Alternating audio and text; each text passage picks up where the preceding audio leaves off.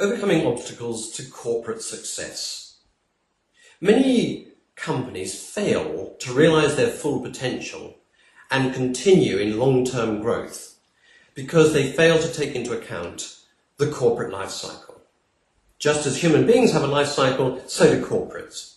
So I'm going to take you through each step of the corporate life cycle so that you can see where your company is on the cycle at the moment, what particular obstacles or challenges you are facing, and I also hope to tell you what to do about overcoming those obstacles and challenges. So the first step in the life cycle is brainchild. In other words, the founder or founders decide to start a company to meet a particular need in the marketplace.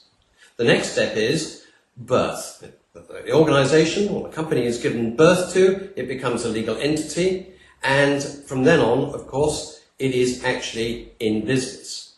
And at this stage of birth, there is a lot of anticipation, a lot of excitement. However, that can very quickly wear off as the company moves into infancy and it becomes apparent that it is cash short. It's short of other resources such as people, material resources, system resources, products perhaps, and it is short of customers. So its income streams are very fragile, and at this stage it needs a lot of tender care and loving to get it through to the next stage, which is what we call toddler. Now at toddler, the company begins to make profit, it begins to grow, it begins to take on new customers, and it begins to succeed in a really proper way. The trouble is, of course, those people that built the company so far then try and expand, and perhaps expand too quickly, and the company goes into a stage of overtrading. In other words, it's taking on far too much work and far too many sales and far too many customers without the infrastructure to support it. So it moves on into adolescent. And at the adolescent stage, the company practically goes into civil war.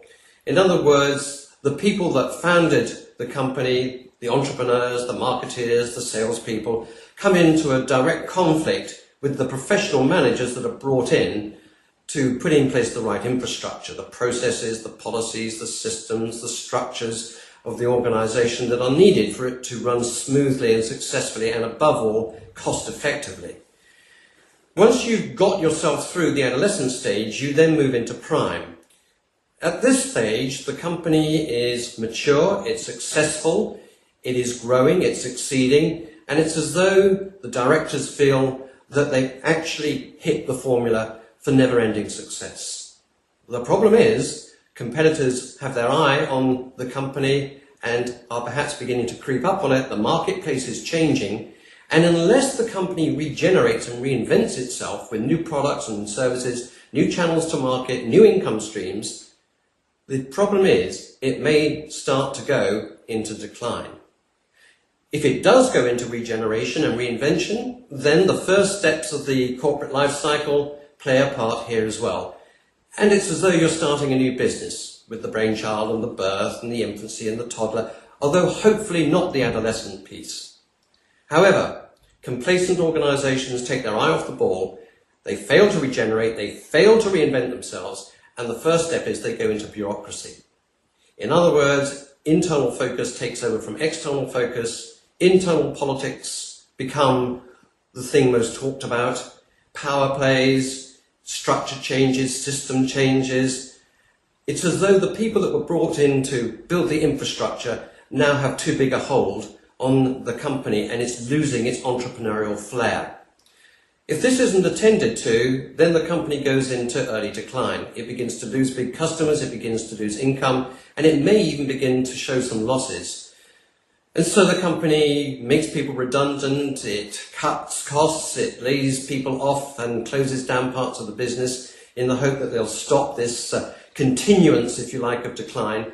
Very often that doesn't happen because they've lost touch with the marketplace, and the next step is early decline.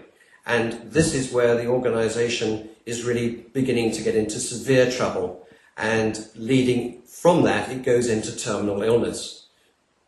Profits are failing to appear, losses mount, and unless the company cuts across from this stage to the early stages of the corporate life cycle and comes back to toddler, adolescent, and climbs back up to prime, it will continue to go towards failure. And finally, the management consultants brought in to try and rescue the company send in their bill, and their bill finishes off the company for good. Death is the result. So what is the message? The message is simply this. It is not inevitable that a company needs to go from brainchild to death. For sustainable long-term profitable growth, when it gets to prime, it needs to keep reinventing and regenerating itself.